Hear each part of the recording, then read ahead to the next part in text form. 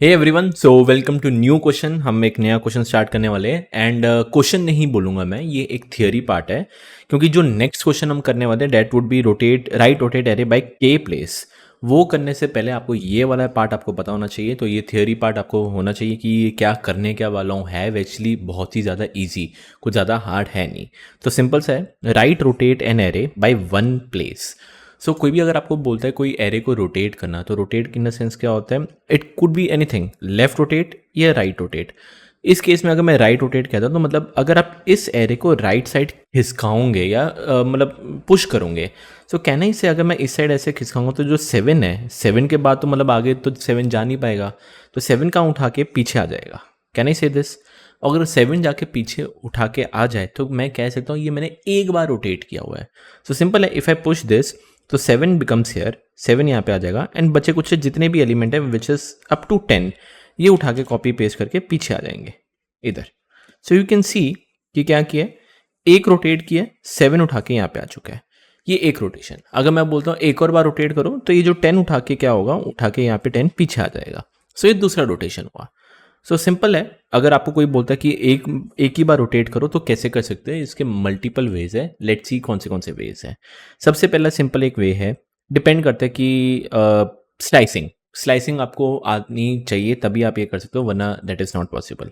तो स्लाइसिंग करने से स्टार्ट करने से पहले मैं इनकी इंडेक्सेस लिख देता हूँ। 0 1 2 3 4 5 6 7। 7 अगर ये इंडेक्सेस है तो इसकी जो लेंथ है एन लेंथ कितनी हो जाएगी, 8 की लेंथ हो जाएगी। मैं नेगेटिव इंडेक्स भी लिख देता हूँ, -1 -2 -3 -4 -5 -6 -7 एंड -8। सो जो पहला स्टेप है वो है स्लाइसिंग के through. Can I just say nums is equal to, मैंने यहाँ पे थोड़ी सी स्पेस छोड़ी है, मैं आपको बताऊंगा क्यों। तो नम्स इज इक्वल टू, मेरे को सबसे पहले पार्ट क्या करना है, मेरे को सिर्फ एक आखिरी एलिमेंट चाहिए। करेक्ट, आखिरी एलिमेंट मेरे को एकदम स्टार्टिंग में चाहिए। So if I tell you कि आखिरी एलिमेंट को चूज करो, so can I just write nums of -1।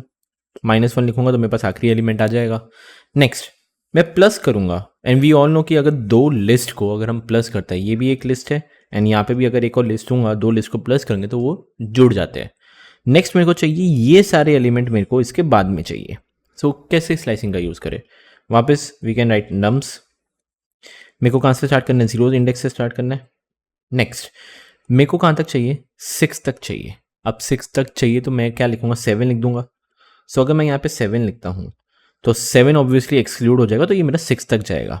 But depend करता है लिस्ट की लेंथ कितनी है।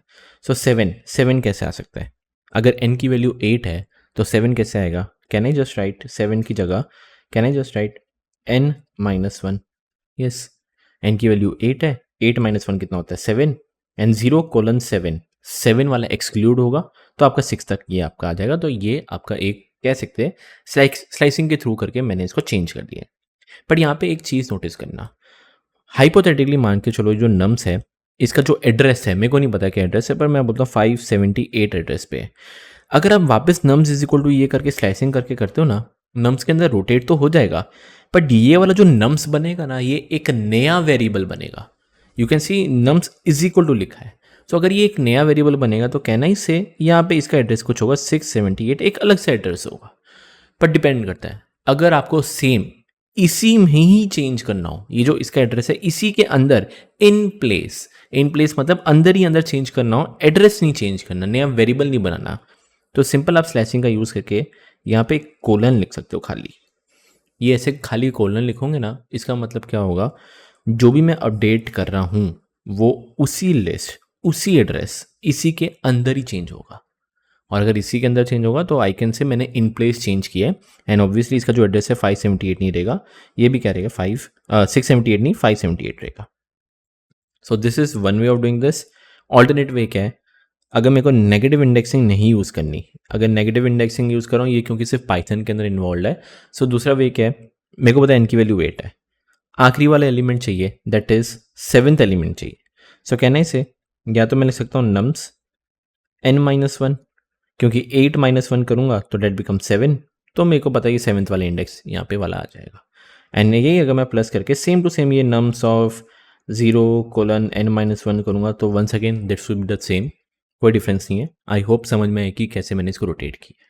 इसकी जो टाइम कॉम्प्लेक्सिटी है वो देखते हैं। एक स्पेसिफिक इंडेक्स को अगर मेरे को लेना है तो उसको मेरे को पता है that is O of 1. Okay, next slicing को मेरे को पता है जितना मैं स्लाइस कर रहा हूँ उतनी उसकी टाइम कॉम्प्लेक्सिटी रहती है. तो इसके अंदर मैंने कितना स्लाइस किया है, लगभग इतना स्लाइस किया, date is basically n-1 slice किया. सो कहने से इसकी टाइम कॉम्प्लेक्सिटी क्या होगी, O n-1. एंड अगर मैं टोटल टाइम कॉम्प्लेक्सिटी की बात करूँ तो अगर मैं इन दोनों को प्लस करता हूँ तो डेट बिकम्स 1 प्लस n-1, ये 1 कट, तो टोटल टाइम कॉम्प्लेक्सिटी आपकी हो जाएगी O ऑफ n. सो ये मैंने एक स्लाइसिंग के through right rotate by array 1 place किया. Let's see the alternate way. ये ऑल्टरनेट वे क्या है, वी ऑल नो कि पाइथन के अंदर स्लाइसिंग इन्वॉल्व है. ओके, ये सिर्फ पाइथन लैंग्वेज में है.